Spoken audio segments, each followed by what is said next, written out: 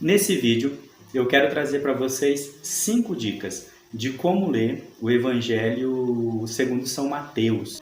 Já se inscreva aqui no nosso canal e vá deixando o seu like. Para a leitura de qualquer livro, é necessário que a gente tenha algum conhecimento sobre esse livro. Por exemplo, quem foi o autor, quando que aquele livro foi escrito, o que acontecia na vida do autor para ele escrever aquilo. Isso facilita o nosso entendimento. E é interessante também saber que entender um livro é diferente de recordar as partes, ou seja, recontar a leitura. Entender é saber o que o texto quer dizer. Recontar a história é ter decorado. Isso são coisas diferentes. Então, a primeira dica é leia o texto. Às vezes a gente termina de ler um livro e diz que não entendeu. E para isso, qual a solução? Fazer uma segunda leitura, uma terceira, quantas vezes forem necessárias. Então, para entender o Evangelho de Mateus, leia 1, 2 vezes. Isso vai fazer bem. Isso vai fazer com que você tenha uma certa familiaridade com o texto e assim possa ajudar na compreensão. A segunda dica, para entender a leitura desse texto, ele é dirigido a uma comunidade tradicional que passa por um momento de crise. Qual o aspecto que torna essa comunidade tradicional? São cristãos que vieram do judaísmo. Eles já conhecem sobre Deus, eles já conhecem sobre o Antigo Testamento, mas agora vivem a fé na perspectiva cristã e são perseguidos por causa dessa opção. É importante saber disso porque, e aí vem uma outra dica, o texto é escrito em vista de fortalecer a fé dessa comunidade. Comunidade essa que, como eu já disse, já tinha uma experiência religiosa, inclusive na comunidade cristã. Todavia, devido à perseguição, eles começavam a fraquejar e até duvidar da mensagem de Jesus Cristo. Eu falava que eles vieram do judaísmo, então, diante da perseguição e da dúvida sobre a mensagem evangélica, eles pensavam em voltar ao judaísmo, voltar àquela religiosidade na qual eles viviam antes e que não sofriam perseguições. A quarta dica é: siga aqui o nosso canal, se inscreva, ative aquele sininho de notificações, fique atento.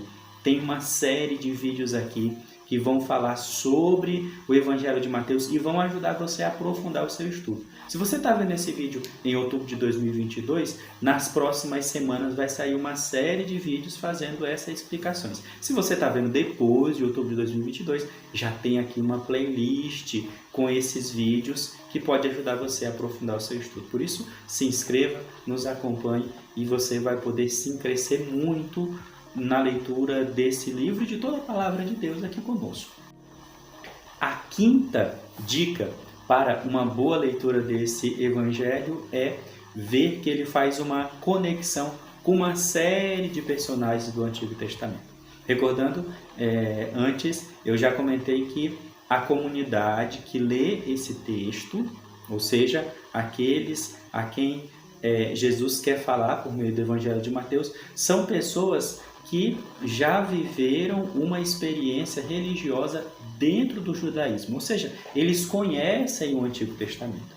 Quando esse texto é elaborado, a mensagem é transmitida, os personagens do Antigo Testamento vão sendo apresentados de tal forma que, quando essa catequese é dirigida para as pessoas, elas ouvem e rapidamente se identificam, porque há uma série de personagens da tradição judaica. Quando nós lemos o primeiro capítulo do Evangelho de Mateus, logo nos versículos 1 a 17 do primeiro capítulo, nós temos a genealogia de Jesus. E lá aparece quem? Davi.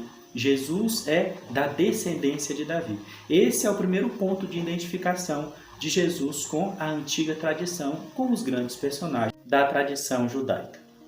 Um outro ponto de contato que o texto oferece é a figura de Moisés. Se notarmos bem, há uma certa semelhança a partir do texto de Mateus entre a história de Jesus Cristo e a história de Moisés. Os dois, ao nascerem, passam por perseguições protagonizadas por uma liderança militar. Moisés pelo faraó, né? Várias crianças foram mortas, Moisés é jogado nas águas e é recolhido pela filha do faraó, coincidentemente. E Jesus Cristo também é perseguido por Herodes ao nascer e várias crianças são mortas. E o que acontece com Jesus? Jesus vai para o Egito e depois retorna de lá. Então, tanto a perseguição quanto a presença de Jesus no Egito aproxima o leitor, ajuda o entendimento desses que irão ser catequizados pelo Evangelho de Mateus. Salomão é outro personagem que ajuda nessa relação, nessa conexão entre a tradição evangélica, ali anunciada por Jesus Cristo, e aquilo que é a tradição judaica. Salomão foi visitado pela rainha de Sabá em vista de ter contato, conhecer, ouvir sobre a sua sabedoria. Jesus Cristo, na manjedoura, é visitado pelos magos, que vêm de terras distantes, representando as diversas nações, para conhecer o Filho de Deus, para conhecer aquele que foi anunciado pela antiga tradição.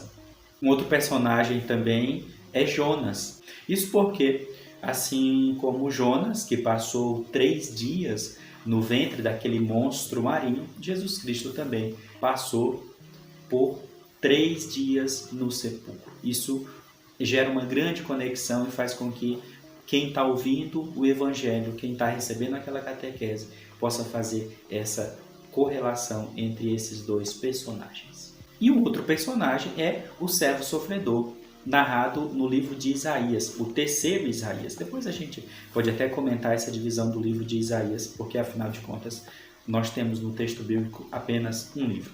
Mas o fato é que no final do livro de Isaías é apresentada a figura do servo sofredor, uma pessoa fiel a Deus, mas que recebe castigo. E quando nós olhamos a narrativa da flagelação de Jesus Cristo, há uma rápida conexão entre a sua vida, entre a sua realidade e aquilo que viveu o servo sofredor. Diante disso, permaneça aqui conosco, se inscreva no canal, recomende para outras pessoas, talvez pessoas da sua família, da sua paróquia.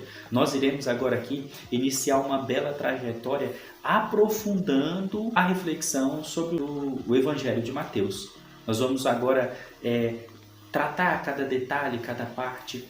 Vamos iniciar agora um estudo sobre esse Evangelho de Mateus. Isso porque, e aqui vai um bônus, no próximo ano, no decorrer do ano litúrgico, ou seja, nas leituras das missas do tempo comum, nós vamos refletir a partir do Evangelho de Mateus. Então, vamos ter a oportunidade de nos preparar nesse tempo que se inicia, com os próximos vídeos, para bem vivermos ou vivermos melhor o próximo ano litúrgico.